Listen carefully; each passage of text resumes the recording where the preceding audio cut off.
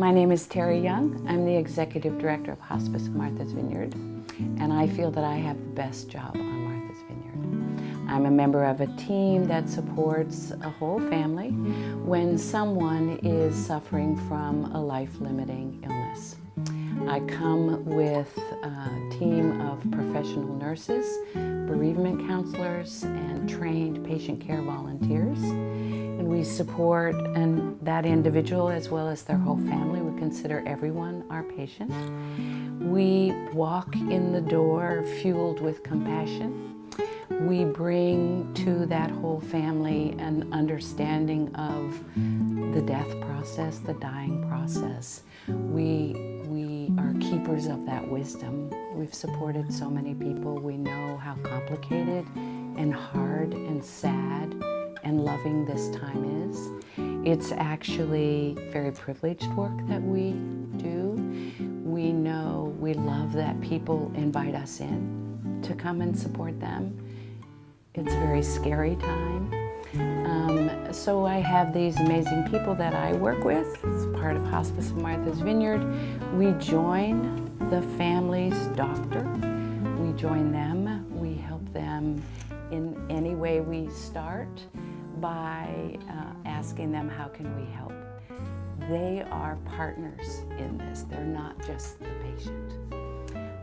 So we give them whatever we can, and everything we give is for free.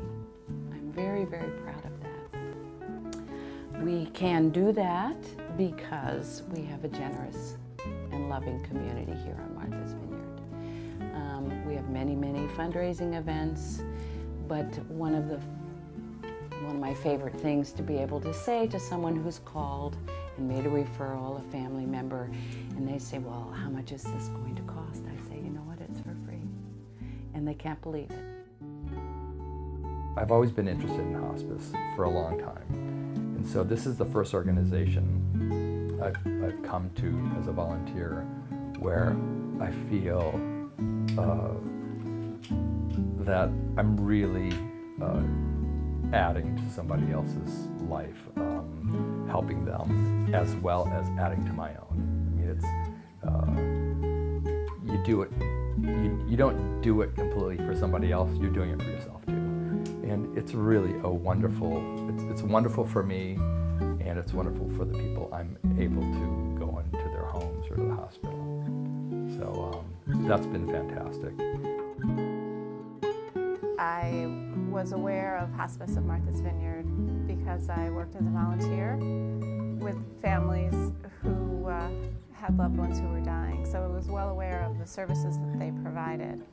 And at the time that I suffered a tragic loss in my family, I then experienced the need for their services. And despite that I had learned a lot about grief and about hospice work, it's different when you're experiencing it yourself and you feel that you have nowhere to turn.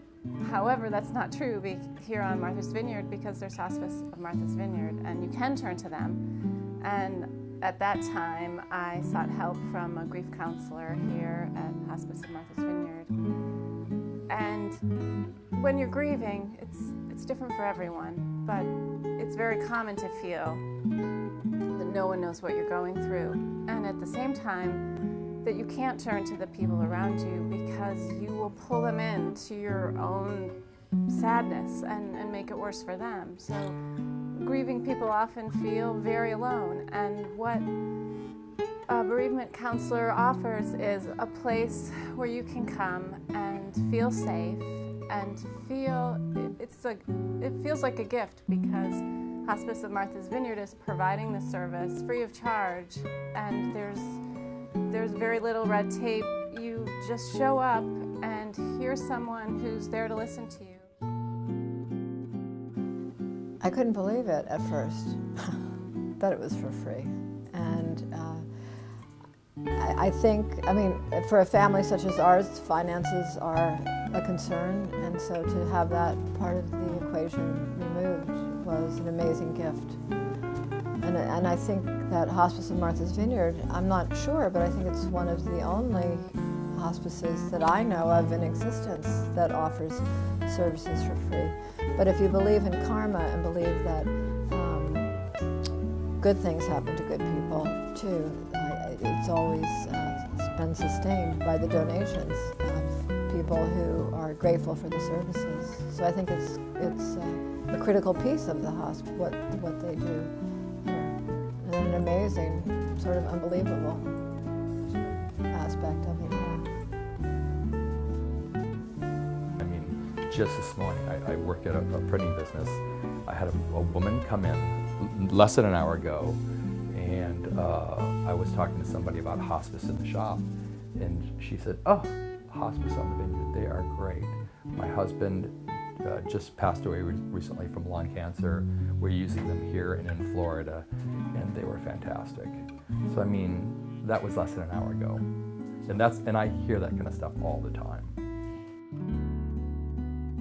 I feel that Hospice of Martha's Vineyard reflects our sense of community here on the island, and you feel at once a part of a very caring network.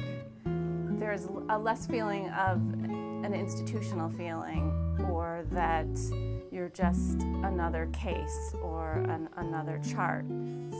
I really felt that Hospice of Martha's Vineyard was a comforting source, like a big hug from a friend. And I don't think that that's always the case, although I'm sure that many other hospice services provide similar wonderful services. This work isn't always about fixing. It's about mending, and it's about providing another way. And how quickly or on time is that? It is really up to everything happening the way it's supposed to. It meant a lot to me because in my instance, my dad has died, and I got my mom to use hospice. And it was a great experience, but she really didn't use them when she should have been using them, which was much early on. And I watched how she struggled, and seeing how this hospice works. And when she got hospice, this is in Glendale area in California, it helped her so much. So I could see the value. As far as my family goes, they pretty much share the same feeling. So. And more recently, I had a close friend who was has had many disabilities, and she didn't have a family member to take care of her, so I became her legal guardian, and found out that I needed to make end-of-life decisions for Jessie, and I was freaking out about it. So I called Terry and said, "I feel like I'm the angel of death. I don't know what to do." And she talked me right off the ledge, and she was so kind, and she told me I wasn't the angel of death.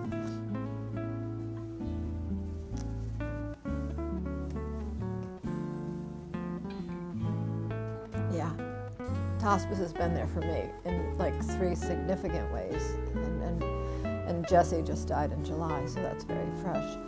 But in addition to Terry's counsel, at that moment, I knew Jessie was getting near the end of her life, and I had to be away for several hours, and some of the hospice volunteers, including Chris, came over to the hospital and sat with her, so I knew I didn't want her to be alone when she died, and she wasn't. I was with her, so it's helped me to think about death in a different way. It's since my dad died, my daughter had 2 children, so I was there for birth, and it's so important for us to be with someone at the end, to be present, and to not be afraid of it.